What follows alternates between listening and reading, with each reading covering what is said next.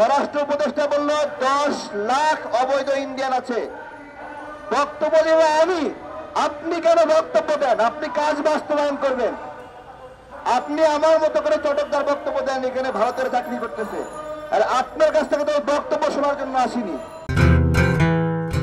ভারতের আদালতের একটি আচরণকে আমরা উল্লেখ করতে পারি।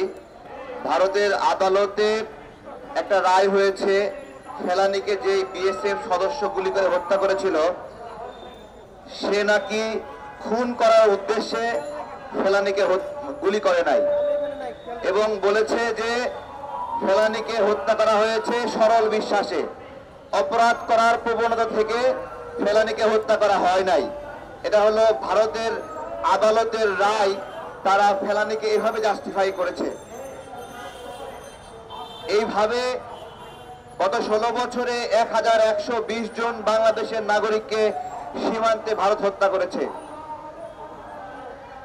এবং গত 2 বছরে 100-র উপরে মানুষ হত্যা করেছে। আমরা এই হত্যাকাণ্ডের কারণে একটা প্রশ্ন করি, বাংলাদেশ এবং ভারতের কোন যুদ্ধ চলছে? কোন যুদ্ধ আছে? দেখেন, যুদ্ধ ছাড়াই নীরবে নীরবে আমাদের দেশের নাগরিকদেরকে হত্যা করছে। এই হত্যার প্রেক্ষিতে আমরা ভারতকে বন্ধু রাষ্ট্র বলতে পারি নাকি শত্রু রাষ্ট্র বলতে পারি? বন্ধু রাষ্ট্র না শত্রু রাষ্ট্র বলা যায়নি, বলা যায়, তাই না? কিন্তু আমরা রাজনৈতিক কর্মীরা ইনায় বিনয়ে বিভিন্ন ভাবে ভারতকে বন্ধু রাষ্ট্র বলি। ভারতের সঙ্গে বন্ধুত্ব করতে চাই, ভারত বন্ধু রাষ্ট্র, এভাবে অনেক ভাবে বলি। আমি বলি, আপনাদের উপর আল্লাহর লানত বর্ষিত হোক। আপনারা নিজের দেশের নাগরিককে হত্যা করে আপনারা চোখে দেখেন না, লানত বর্ষিত হোক আপনাদের। আজকে ক্ষমতার ক্ষেত্রে যদি জিজ্ঞাসা করেন যে কোন দলকে আমরা ক্ষমতায় আনবো, আমি বলি যেই দলকে ভারত ক্ষমতায় আসতে দিতে চায় না, আমরা সেই দলকে ক্ষমতায় আনতে চাই। যেই দলকে ভারত শত্রু মনে করে, আমি তাকেই ক্ষমতায় আনতে চাই। যে ভারতের পিঠে চাবুক মারতে জানে, তাকে আমি ক্ষমতায় আনতে চাই। আর কোন নতজানু পলিসি আমরা চাই না। আমরা স্বাধীনভাবে বাঁচতে চাই। আমরা চাই আমাদের প্রবাসী ভাইদের কষ্ট করে আনা রেমিটেন্স ভারতের কাছে চলে না যাক। আমরা চাই আমাদের গার্মেন্টসের ভাইরা কষ্ট করে যে রেমিটেন্স আয় করে, সেই কষ্টের রেমিটেন্স ভারতে চলে না যাক। আপনাদের কাছে ছোট্ট একটা পরিসংখ্যান দেই। ভারত বাংলাদেশে বিভিন্ন পণ্য রপ্তানি করে এবং এখানকার লোকেরা কাজ করে $12 বিলিয়ন এখান থেকে আয় করত। আমরা যখন ভারতের পণ্য বর্জন সহ ভারতের আগ্রাসন বিরোধী লড়াই শুরু করলাম, এটা নেমে আসলো $10 বিলিয়ন। এটা যখন আরো জোরদার হলো, যখন রিজভি ভাইরা চাদর পড়ল, বিএনপি সহযোগিতারা আগায় আসলো এবং অন্যান্য ডানপন্থী সংগঠনগুলো আগায় আসলো, তখন এটা নেমে আসলো $5.99 বিলিয়ন। অর্থাৎ আমরা আমাদের যে রিজার্ভ ভারতে চলে যেত, সেইটা আমরা অর্ধেকে নেমে আনতে পারছি। আমরা কি এটা পেরেছি? আপনারা কি এটা পেরেছেন? আমি বলি, এটা আপনারা আমরা সবাই মিলে এটা করেছি। আমাদের প্রতিশ্রুতি যে আমরা এটা আরো জোরদার করব এবং শক্তিশালী করব। সেই সঙ্গে একটা দাবি জানাই, ভারতের দূতাবাসের পাশে আমরা একটা রাস্তার নাম রেখেছিলাম ফেলানী রোড। আমার কথা, প্রশাসন কেন সেই সাইনবোর্ড খুলে ফেলেছে? তাহলে প্রশাসনের মধ্যে স্বরাষ্ট্র দপ্তরে ভারতের দালালরা ঢুকে আছে যারা আমাদের বিরুদ্ধে কাজ করছে। আমরা দেখলাম সরকারের পক্ষ থেকে বলা হলো আমাদের গার্মেন্টস অস্থিতিশীল ভারতের কারণে। আমার কথা, আপনারা যদি বিরোধী রাজনীতি দল হতেন, বক্তব্য দিয়েই সারতেন। আপনারা তো নিজেরাই ক্ষমতায় আছেন, আপনারা নিজেরাই বক্তব্য দিলেন ভারতের কারণে অস্থিতিশীল হচ্ছে, তাহলে এদেরকে বের করলেন না কেন? স্বরাষ্ট্র উপদেষ্টা বলল 10 লাখ অবৈধ ইন্ডিয়ান আছে। বক্তব্য দেব আমি, আপনি কেন বক্তব্য দেন? আপনি কাজ বাস্তবায়ন করবেন। আপনি আমার মতো করে চটকদার বক্তব্য দেন, এখানে ভারতের চাকরি করতেছে, আর আপনার কাছ থেকে তো বক্তব্য শোনার জন্য আসিনি। 2 বছর আগে আসিফ নজরুল স্যার বলেছেন ভারতে 26 লাখ ইন্ডিয়ান নাগরিক কাজ করছে। আপনি তো বক্তব্য দিচ্ছেন তখন, এখন আপনার কাছ থেকে কাজ বাস্তবায়ন চাই। ওই 26 লাখ ইন্ডিয়ানকে বের করার জন্য আপনি কি উদ্যোগ নিয়েছেন? আমরা এই বিষয়গুলো বাস্তবায়ন চাই। ধন্যবাদ সবাইকে। ভারত বারবার বাংলাদেশকে যেভাবে আঘাত করে সীমান্তে হত্যা করেছে ফেলানিকে, একই কায়দায় আমাদের স্বর্ণা দাস বোনকে হত্যা করেছে। কখনো পানি ছেড়ে দিয়ে আমাদেরকে প্লাবনে ভাসিয়ে দিয়েছে, কখনো পানি আটক করে তারা আমাদেরকে খরার দুর্ভিক্ষে ফেলিয়ে দিয়েছে। ভারতের আগ্রাসন আমরা আর মানব না কখনোই। এদেশের জনগণ ঐক্যবদ্ধ আছে, সকল ষড়যন্ত্রকে উৎখাত করে আমরা আমাদের সকল দাবিকে বাস্তবায়ন করবো ইনশাল্লাহ। এই পর্যায়ে আমাদের সামনে সংক্ষিপ্ত বক্তব্য নিয়ে আসছেন সাইদুর করিম চৌধুরী পলাশ, রাজনৈতিক বিশ্লেষক, মানবাধিকার সংগঠক, লেখক ও বিশিষ্ট শিল্প উদ্যোক্তা। আমি জনাবকে তার বক্তব্য রাখবার জন্য বিনীত আহ্বান করছি।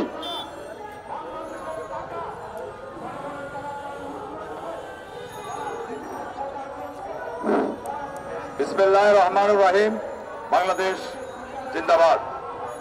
আজকে ঐতিহাসিক নিন্দনীয় ঘটনা, বাংলাদেশের ইতিহাসে ভারতের আগ্রাসনের সেই নির্মম হত্যাকাণ্ড, ফেলানীকে ঝুলিয়ে রাখা আজকের এই ফেলানী দিবস উপলক্ষে উপস্থিত আমার প্রিয় নেতা, প্রধান অতিথি বিএনপির ভাইস চেয়ারম্যান জনাব শামসুজ্জামান টুডু এবং বিএনপির চেয়ারপারসন উপদেষ্টা সাবেক ছাত্র নেতা হাবিবুর রহমান হাবিব ভাই এবং লায়ন ফারুক ভাই সহ এবং আজকের দেশ বাঁচাও মানুষ বাঁচাও আন্দোলনের অত্যন্ত ত্যাগী জনপ্রিয় নেতা